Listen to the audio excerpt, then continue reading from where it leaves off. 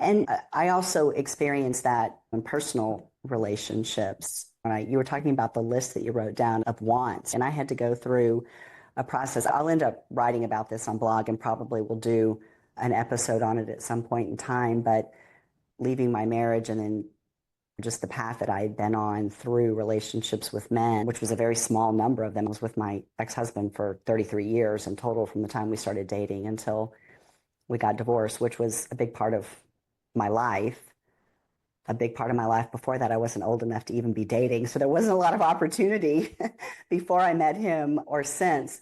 But I've gone through a process where God's taught me and helped me to go from a place of literally my want list was a bunch of no's. I could definitely tell you not this. So it was a negative want list, if you would say, or the antithesis, the opposite of want. I was like, no, it was very clear on that.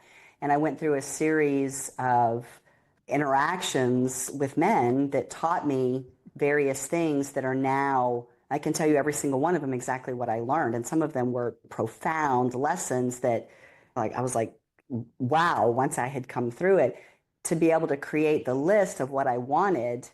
And then it was only a couple of weeks after I literally wrote that list around Thanksgiving of last year that the person showed up. And I was like, it's amazing. So there's an intentionality to that. And I think speaking to the universe, that's probably what some people call manifesting some ways, right? Yeah. But being able to write that down to know it so that when you see it, when it enters your life, you can actually say yes to whatever it is that you've gone through that process for.